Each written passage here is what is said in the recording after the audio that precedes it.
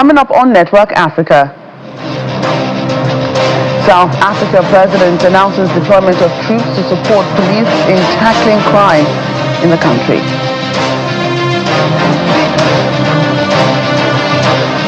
Morocco to spend more than $300 million on flood recovery for country's northern region.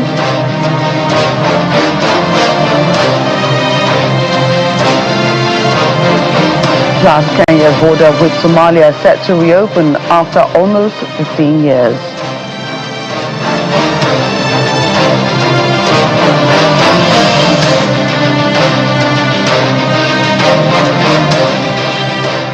Hello and welcome to the program. I'm Joke Rogers here in Lagos. We begin in South Africa, where President Cyril Ramaphosa has held his annual State of the Nation address in Cape Town. In his speech to Parliament, the president promised to deploy the army to help the police fight criminal gangs and abolish illegal mining. Gang violence is a major problem in South Africa, with one of the world's highest murder rates. Mr. Ramaphosa has also directed the chiefs of the police and army to draw up a plan where security forces would be deployed within the next few days. On the economy, the president announced that the country's economy is stronger than ever, following 4 consecutive quarters of GDP growth. Parts of the president's speech have drawn criticism from some members of parliament, particularly over ongoing challenges in struggling municipalities. We have achieved 2 consecutive primary budget surpluses. Our credit rating has improved. Interest rates are coming down, and inflation is at its lowest level in 20 years. We are on a clear path of stabilizing our national debt. The rand has strengthened against the dollar. The Johannesburg Stock Exchange, the largest stock exchange on the African continent, has performed exceptionally well over the past year. This growth reflects broader economic recovery, investor confidence, and increasing interest in South Africa's economy and equities. Our borrowing costs have been declining. That is a confirmation that the South African police services have dismantled. The president is just scared to say they've lost confidence in the South African police services, hence the army. And we are happy that the army is coming. We are going to restore law and order. The rest of the things that he's talking about, he has been saying those things. Today, the difference is that he's saying them with energy. Why does he talk about trillions in water? He spoke about billions in water. Billions have been thrown into the Guyana project. There is still no water. Speech also focused rightly on crime, criminality, drugs and gangsterism, and putting boots on the ground. I think it's going to be a big boost there. For me, the big takeaway this evening was the focus on local government and a clear admission that far too many municipalities around this country are failing. The infrastructure is breaking. Citizens don't have water in their taps, electricity in their homes, potholes on the streets, streetlights are not working, and municipalities are not even doing the basics. And I think the announcement this evening that there's going to be a focus on this, as well as consequences. Our South Africa correspondent, Innocent Samosa, joins us now to take a look at the president's address. Innocent, great to see you today. Greetings to you, colleague, and our viewers at home. It's good to be with you. Right. So with President Cyril Ramaphosa ordering troops into parts of Gauteng and the Western Cape, how significant is this move on the ground? Well, indeed, Joke, I think the president's speech, from what I expected, it was the issues around continuity. I mean, this is not a new topic. It has been happening throughout his presidency. I would have expected him to give us a feedback as a country to say that we've done this, and now we're heading towards this direction. But it does seem as though he for lack of a better term, so to speak, he sounded like he didn't know much about the issue. Is now that he's paying attention to it. But over and above, I think it was a good speech in a sense that it had a focus point where it focused on the issues of crime in the country, as you rightly alluded to. And the testimonies that we're also hearing from the Madlanga Commission, that they're going to use that testimony to institute a division inside the criminal justice in the country. But I can tell you now that it's again going to be interesting to hear what Treasury says next month when the budget comes out in terms of really looking at where the money is going to come from. But relatively, it was a speech that was indeed focused on the issues on the ground. But the challenge was that there was indeed no continuity. That's what many people are saying, that we don't know what the president is saying. Where are we going? Yes, there are troops that are being that you're saying they are going to be deployed to help the police. But part of the problem also is that the police are a problem themselves, because some of the police are corrupt. They work with these criminals, so they make it difficult, Joke, they could make it difficult for lack of a better term, for these soldiers to basically operate. But it's going to be interesting to hear what Treasury says and how we're moving forward, Joke. Right, and do security analysts believe military support will meaningfully curb gang violence and illegal mining, or is this more of a symbolic show of force?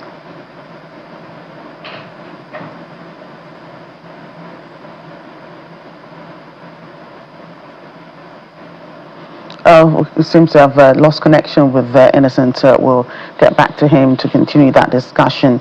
But staying in South Africa, where police is investigating the death of a Nigerian who was shot and killed during an anti-drug operation on Sunday. It's reported that the 45-year-old was fatally shot during the filming of a show that cracks down on drugs alongside Action SA party mayor candidate Kolani Khumalo. The Nigerian Community Association of South Africa, NICASA, says it strongly condemns the incident. It is with a heavy heart we condemn the killing of Mr. Emeka Clement Ozo, a Nigerian national who hails from Enugu State, who was shot yesterday in Windsor East, Randburg, Johannesburg. The Nigerian community condemns this killing in the strongest term. Okay, thank you. Making reference to the use of force and excess energy in terminating life. It is not in the best interest of justice and the law for such violation of human rights. NICASA therefore calls on the Nigerian community, the Nigerian consulate, the Nigerian High Commission, the South African police authorities, the diplomatic channels, and all human rights institutions to please join hands to investigate this matter to ensure that justice is served. While we condemn this act, we urge all Nigerian community to remain calm, peaceful, and law-abiding as engagements continues. Our Nigerian consulate here, the ambassador, and the consular officer, they are on top of the matter, addressing and reaching out to all diplomatic channels to make sure that we bring the culprits of this matter to book. Let's get back to our discussion in South Africa, and indeed security is one of the biggest issues we're discussing with the president's speech, his annual State of the Nation address addressing criminal gangs and other kind of crime across the country. And I've been talking to our South Africa correspondent, Innocent Semosa, who's been expanding that discussion for us. Innocent, I was asking you before we lost you a little bit there. Do security analysts believe military support will meaningfully curb gang violence and illegal mining, or is this more of a symbolic show of force? Well, many analysts, commentators at least, they believe that this is a step in the right direction, so to speak, because it will indeed capacitate the police themselves and really try to deal with the rot in the police sector, which again is going to be difficult, okay, as I've indicated earlier, that there are these kinds of police who are indeed corrupt within the police system, and which can make it difficult for these soldiers to basically operate. But this is a step in the right direction. But the big talking point, Joke, is that where will the money come from in terms of funding, making sure that the soldiers are essentially on the ground? For an example, we had this issue of porous borders. We've been having the issue of porous borders in the country, and the president once said that they will deploy the South African National Defence Force to go to the borders to help the BMA, border security, with dealing with the influx of foreigners coming into the country. But that has not yielded results. I guess maybe it's the issues around funding. So it's going to be interesting to see how this one is going to work out. But I can tell you now that this is receiving positive sentiment on the ground with regards to this idea of bringing the soldiers to really deal with crime on the ground, Joke.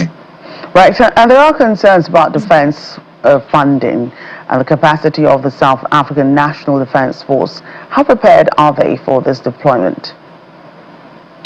Well, again, Joke, because the budget is next week, next month, we'll hear what Treasury says, what kind of money is set aside to really push this kind of operation. But previously, we've seen that there has been challenges with funding the soldiers in executing their duties in the country. But now that we're seeing the fact that the rand is doing well against the US dollar, the issues again around the fact that our cost of borrowing as a country has gone down. It has been previously it was around 400 trillion rands. So the cost of servicing debt is going down. So this could very well be that there's a bit of progress when it comes to the fiscus and the reserves that the country has. But again, we'll hear from the Treasury to see what is the money that is being set aside to basically, make sure that the soldiers carry out this operation, Joke. Right, and the president says organized crime is now the biggest threat to democracy and economic growth. Is there a broad public support for this tougher security response? Indeed, Joke, I think it has been a challenging issue. The issue of crime has been a problem. I mean, you just had Frank Onyekwelu there, the president of the Nigerian Association in South Africa, saying that they're not happy with what happened to one of their countrymen in the country. But I can tell you, Joke, that it doesn't happen to Nigerians or white people or colored.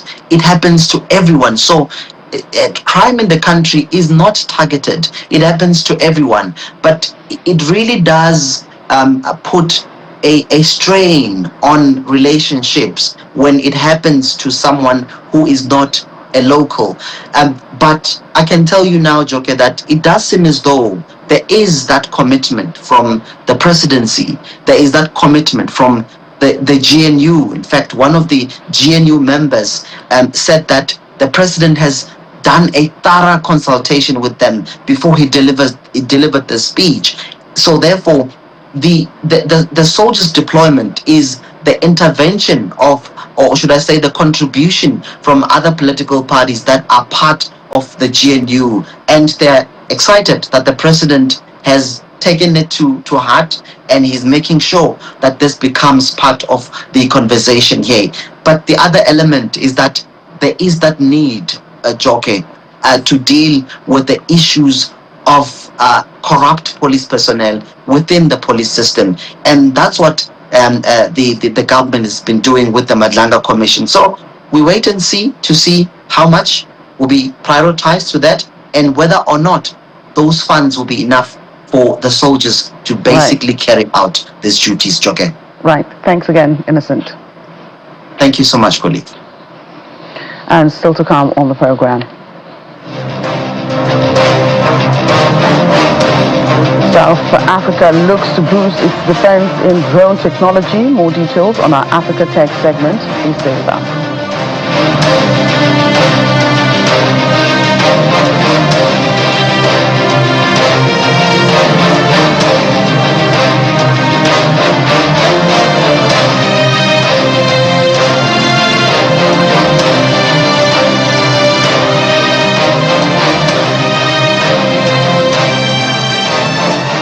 Welcome back. Here in Nigeria, the Independent National Electoral Commission, INEC, has released the timetable for the 2027 general elections.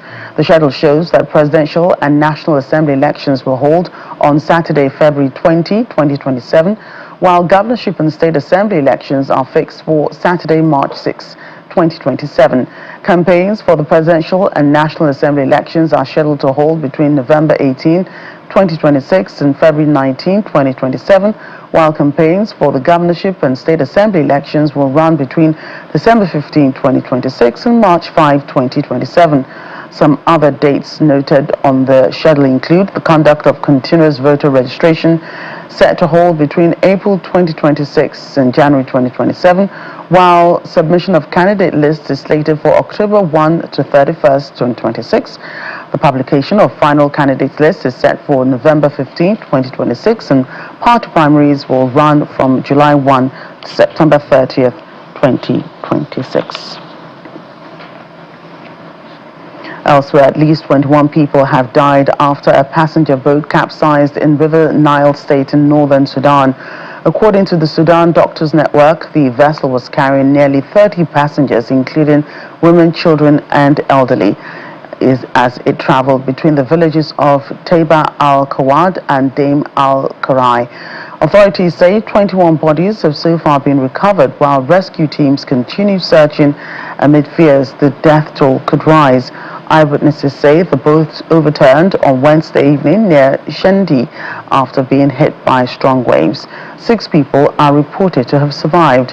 Medical officials are calling for urgent improvements to river transport safety, blaming weak regulation and a lack of basic safety measures. Traditional boats remain a key mode of transport across the Nile, especially in rural areas where bridges are scarce. Morocco is set to spend around $330 million to support regions devastated by weeks of severe flooding in the country's north. King Mohammed has directed the government to roll out broad support programs for affected families and communities. 4 of the hardest hit provinces have been declared disaster zones, with 3 billion dirhams allocated for recovery efforts. The funds will be used to repair damaged roads and agriculture infrastructure, relocate displaced households, compensate for lost income, and restore flooded homes and businesses. Farmers are also expected to receive targeted assistance.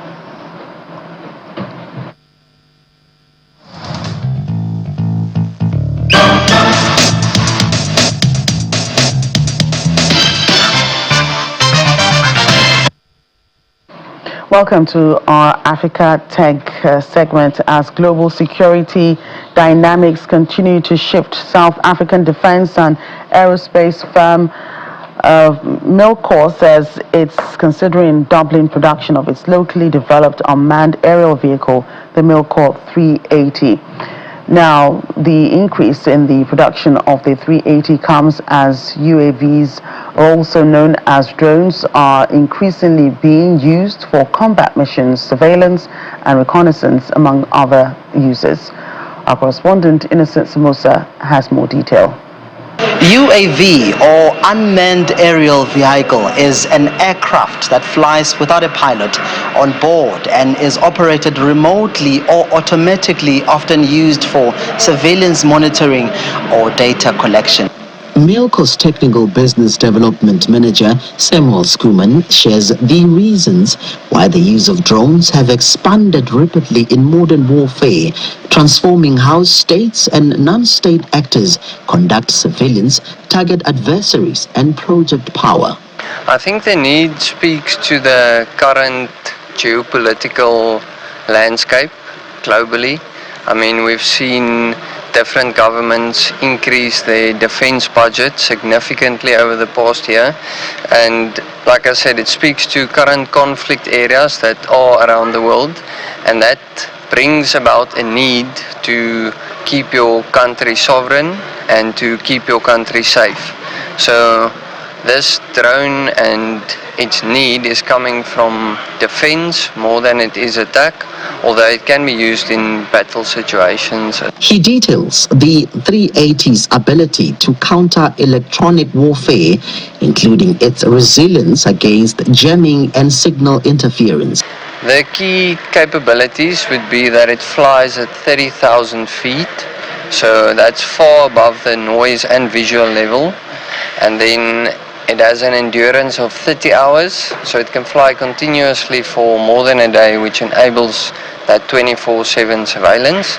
And then also the payload carrying capacity of 220 kilograms means you can fit a variety of sensors needed to do border surveillance. He says the company employs 600 employees. We do the entire fuselage, wing and mechanical bracketry manufacturing inside this facility through a wet layout process. Everything is regulated, and this stems to the success of Morocco. As modern warfare evolves, unmanned aerial vehicles are playing an increasingly important role in surveillance, monitoring, and operational planning. From Cape Town, South Africa, Innocent Samosa, Channels Television News.